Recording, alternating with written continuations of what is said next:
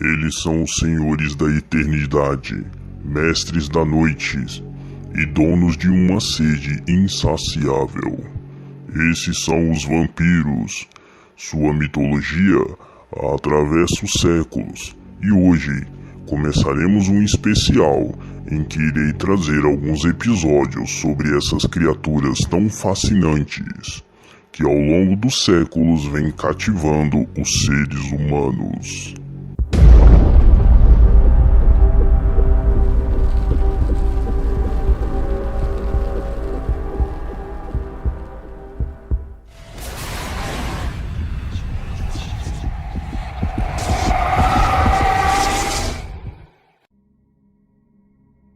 Os vampiros estão há milhares de anos em diversas culturas da humanidade.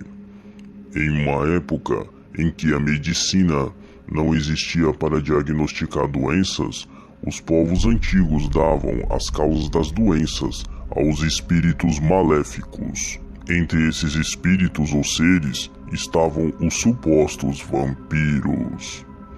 Os relatos mais antigos de um ser que se alimentava de sangue ou energia humana data da época dos Sumérios, onde os mesmos relatam uma espécie de criatura que se alimentava do sangue dos vivos, ou um tipo de espírito, que logicamente não se tem muitos detalhes sobre tal criatura, e por esse motivo não podemos dizer de certeza se essa criatura tinha alguma semelhança com o vampiro mitológico que conhecemos. Ickmo é um dos primeiros e mais antigos mitos sobre vampiros conhecidos pelos homens. Datado de 2000 a 3000 a.C., os assírios da Mesopotâmia acreditavam que os Ickmos ou Idmos vieram a existir quando as pessoas morriam de forma prematura. Estas almas infelizes tiveram a sua entrada recusada no submundo, e isso os levou a se tornarem violentos e mal-humorados.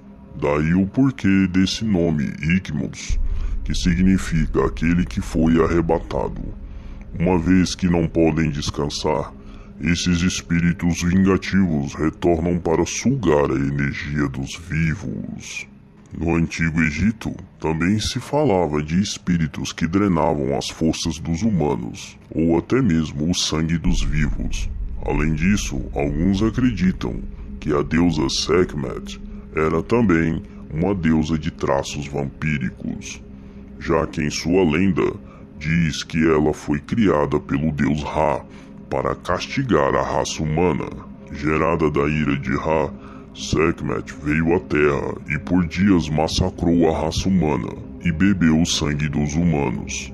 Vendo o tamanho da destruição e fúria de Sekhmet, os sacerdotes então pediram misericórdia em nome da raça humana para Ra, que então pediu que seus sacerdotes enchessem barris com o vinho mais vermelho que encontrassem. Quando Sekhmet voltou para continuar destruindo e bebendo o sangue dos vivos, ela, ao encontrar o barril com os vinhos, os bebeu pensando que era sangue humano. Então ela acalmou a sua fúria e não fez mais mal aos humanos. Alguns acreditam que os rituais de Sekhmet envolviam sacrifícios humanos e que os sacerdotes de Sekhmet praticavam também rituais de drenagem energética.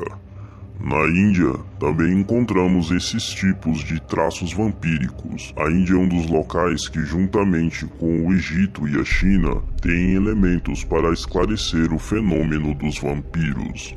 Asuras, Rakshasas e mais uma infinidade de seres vampíricos fazem parte da mitologia indiana, sem falar em várias divindades que têm facetas vampíricas evidentes. Como a deusa Kali e seu marido Shiva, os Rakshasas habitavam locais de cremação, onde os inúmeros cadáveres eram cremados. Estavam sempre prontos a atrapalhar a concepção espiritual dos ascetas. Datam da era Védica. Seu líder é Ravana, de dentes pontiagudos e olhos sinistros, Inimigo de Rama, eles portam unhas longas e venenosas. Sua aparência é feroz.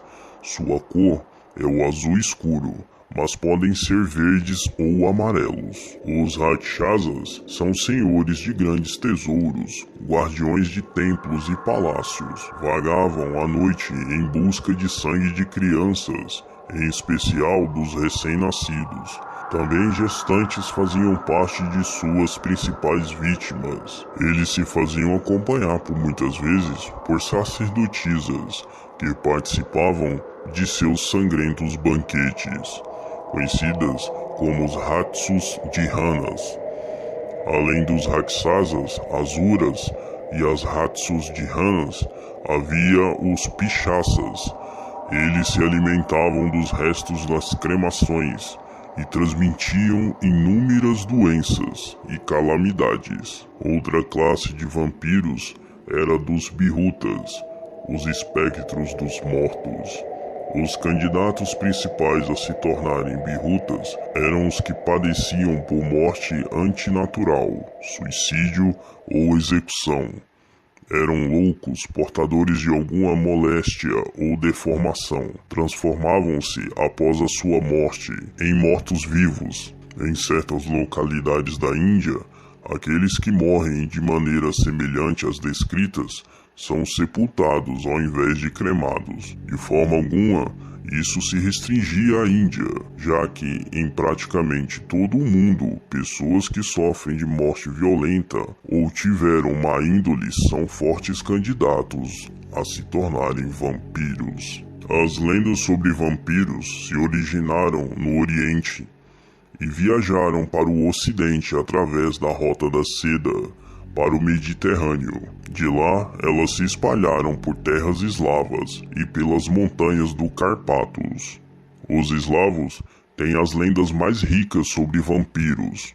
Elas estavam originalmente mais associadas aos iranianos, e a partir do século VIII é que se espalha por terras eslavas, quase na mesma época em que essas histórias começaram a se difundir. Iniciou-se o processo de cristianização da região, e as lendas de vampiros sobreviveram como mitos, muitas vezes associados ao cristianismo.